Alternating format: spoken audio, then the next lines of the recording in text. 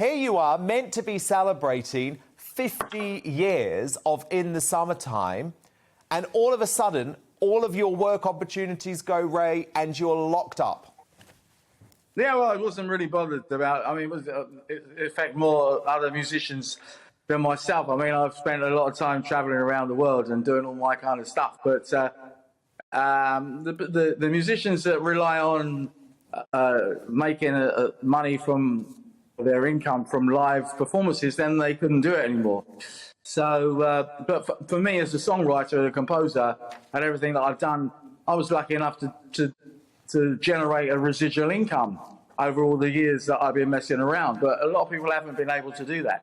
And if you're a songwriter and you receive your royalties from synchronization fees and stuff like this, it's good. But if you are a recording artist, pure and simple and straight, and then you have to rely on record sales, musical sales, and streaming, the money is absolutely insignificant, and it's not even worth talking about. So the future only for musicians, if they are recording artists, they need to be able to sell things, sell their music mechanically.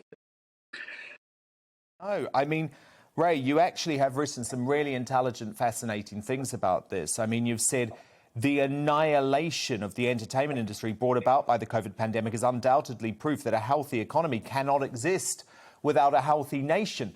But do you think, Ray, that there's anything that our leaders could have done to avoid this situation? Because it did feel to me like the entertainment industry was one of those industries just thrown under the bus. And obviously someone like you with a big history, you're able to survive, you're able to get through it. But what about all of the people who work on the road with you and all of the people that work behind the scenes and all the struggling musicians? They literally haven't had any income for over 18 months. Absolutely, yeah. But look, everybody should read a book called Who Moved My Cheese? Okay? I don't know if you've heard of it. I can't remember the name of the guy that wrote it. Nothing stays the same. You can't rely on anything. And so whatever you do, you've always got to look around the corner for, like Michael Bentine called it, the banana skin around the corner syndrome. Everything's going great. Something falls apart. You slip on the banana skin. So you've got to be prepared for catastrophe. Okay, and everyone takes it as takes it for granted that things are going to stay the same, but nothing stays the same.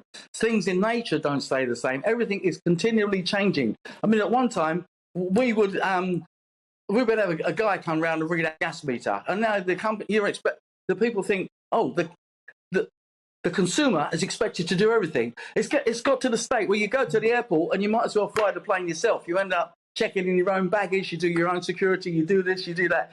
We are, as a nation it's not just in this country, but multinational conglomerates and governments are actually getting us to do their work. They're offsetting their workload onto the general public, and it's not the way that things should be done. People tend to say that we've got a problem in this country and all other countries, around the world with mental health. Well, if people are getting they're getting forced into dealing and using computers, smartphones and everything all the time. They've got no time to do anything that they would normally do in everyday life. And you can't expect the government actually to have got the musicians out of the kind of trouble that's developed because of the fact that COVID came along, because it could have happened anyway. But you see, with streaming, I mean, I'm talking too much, probably. No, but with streaming, I love it. Oh, okay, you like it. Well, with streaming, right, it's great for the consumer, but it's not good for the supplier and the owners of the product that goes out. I mean, it's great. I mean, I subscribe to Netflix. It's great for the consumer. It's cheap. I don't really know how all the actors manage to get paid and make a living. It's great stuff. There's great product that comes out without mega stars being involved whatsoever, but the content is fantastic. Look, but we can't really expect this. It's not really with music. It's a total rip-off because streaming, it's not a broadcast and it's not a sale. So the owners of the catalogue, the major record companies, there's only 4 major record companies in the world. that they're rubbing their hands, because I don't know who is getting accounted to, but it's just not. It's absolutely not correct. I could talk for hours about this, and I don't want to bore you. Well, no, but with what's all my fascinated views me, Ray, about music business. well, no, but what has fascinated me, Ray, about you is that you have previously said that politics and art don't make a good mix, but actually you've inevitably had to start speaking your mind much more because of, as you put it, the economic turmoil brought about by COVID.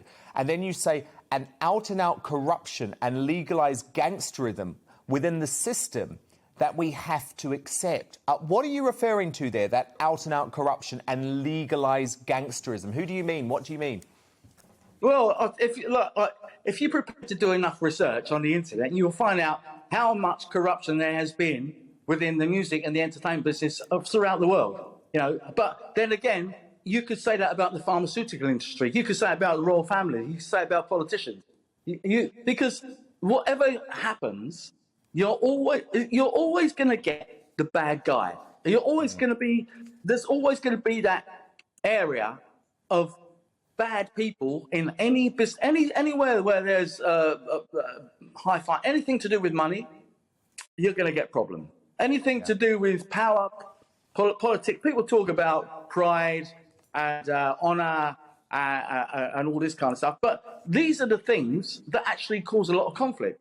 But as you know, on TV, it's conflict that actually attracts viewers.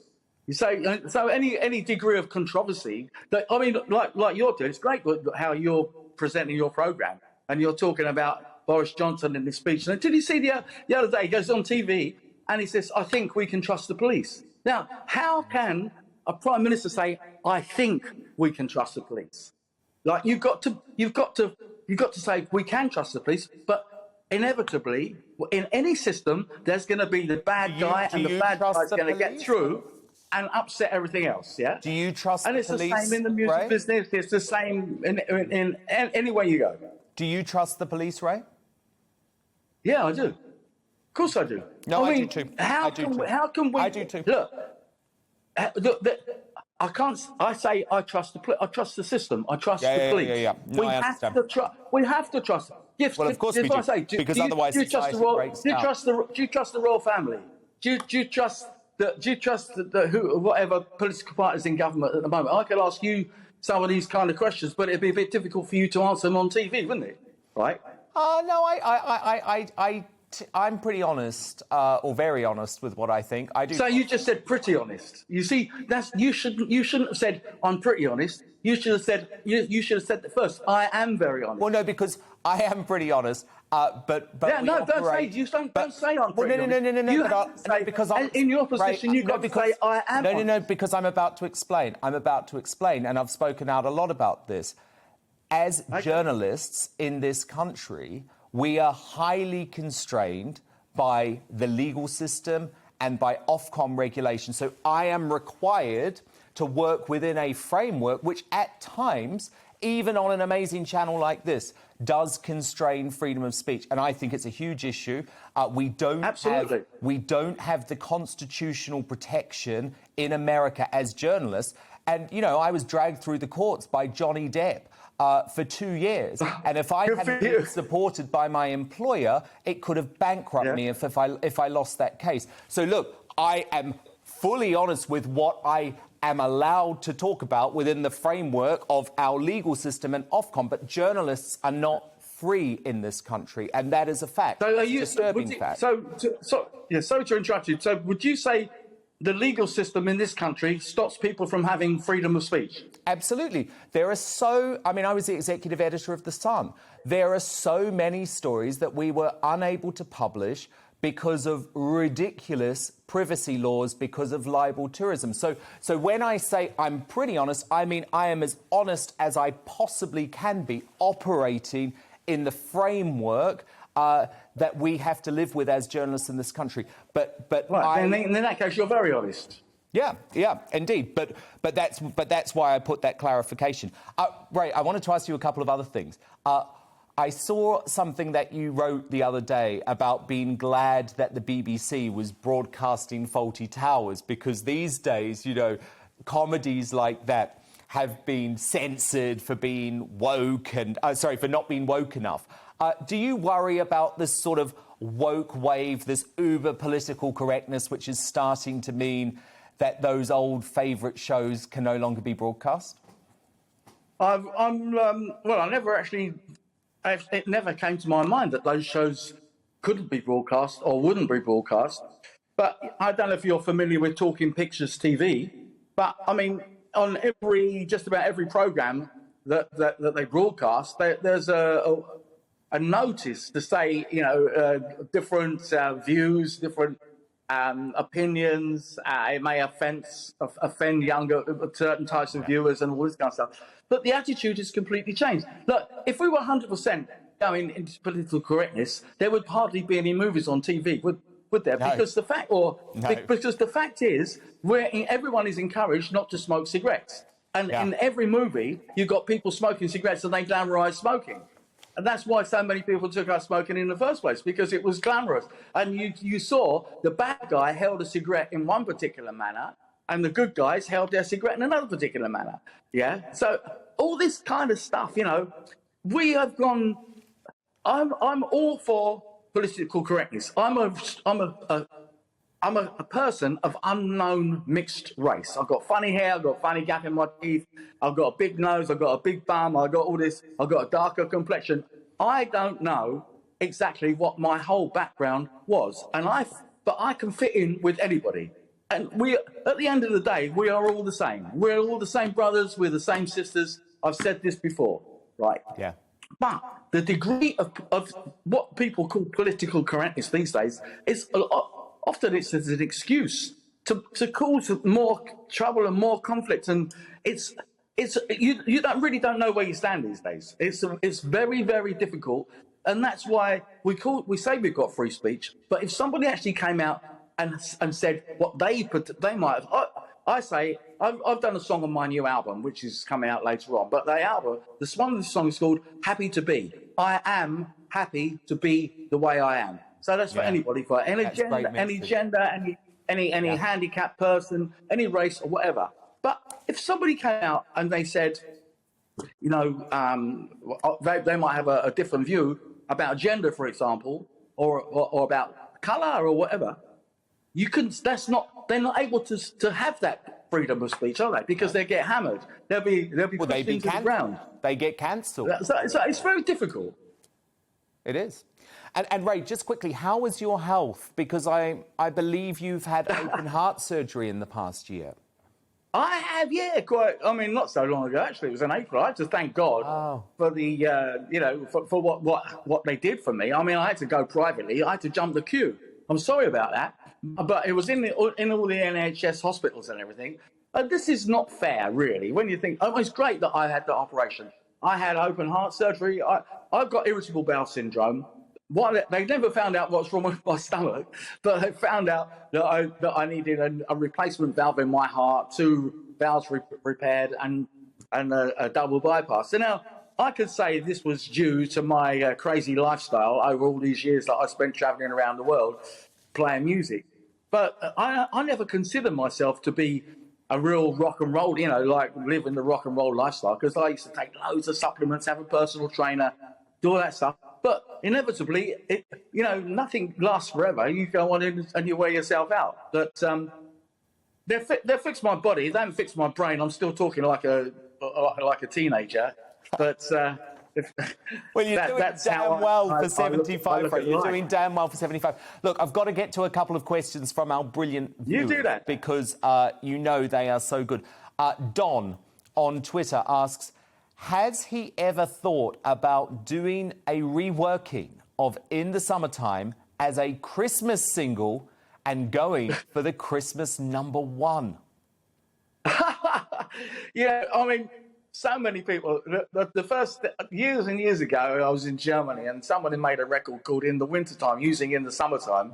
And instead of the they coughed and sneezed. Okay, and I've had all these things about In the Wintertime. I've done a thing, Jumpy the Kangaroo in the wintertime and all. But, In the Summertime is whatever. I mean, it's one of these songs that's travelled of the record has travelled around the world, Northern Hemisphere, Southern Hemisphere, East and West. It knows no barriers of genre in the way that it's been performed, and it knows no barriers in the age group of the people that seem to enjoy it. And it sounds as fresh today as it ever did, although I've done about 18 versions myself, you see. But I guess that the version that became the #1 in 1970 on the very first maxi single in the world was obviously the actual, you know, the version which is going to be the main one always. But yeah, it's one of those songs. It's got no chorus. It's like it's just the same tune going round and round and round. Well, speaking of it's the about song, the vibe, the groove. It's a celebration of life. It is. It is. And speaking of the song, Mountain Man on Twitter, this is a good question, says your famous hit song in the summertime makes reference to drinking and driving. Have you ever been forced or asked to change the words when you perform it? Now, first of all, let me say this, okay? A drink is a drink. It's not an alcoholic beverage. A drink has become a generic term in some people's minds, yeah, that it has to be an alcohol. If I said to you, you came around my house, I said, would you like a drink? You might say, oh, yeah, okay, right, I'll have a tea, I'll have a coffee. You might say, I'll have a beer. But it's not necessarily alcohol, is it? But this is what's come. So some of these smart, I won't use any words, some of these smart people, journalists, writers, they want to make a name for themselves. So they try and bring up all these contradictory kind of values within the text that I created. When I write a lyric, I don't try and use handy-pandy and airy-flary words and stuff. I want to make it so that anybody can understand what I'm saying, but without doing it in a cheesy manner. So when I say have a drink, have a drive, you imagine you're driving on a lovely sunny day, and you're a young guy, young girl, you're driving in a cabriolet, the top's off, the wind's blowing in the hair, sun shining, and you see a bar, you see a cafe. Oh, stop, have a drink, yeah, and then carry on driving. What about that? What's wrong with that? I get you. No, well, you've put those rumours to rest. Ray Dorset, I could speak to you all night. It has been an absolute pleasure. Of course, the Mungo Jerry legend. And Ray, we will speak very soon. Thank you so much for taking part in tonight's Big I appreciate you having me on your show, guys, and God bless you all. Take care. Welcome to the GB News YouTube channel. You can watch us live 24 hours a day, catch up on your favourite shows, and join in the conversation in the comments below.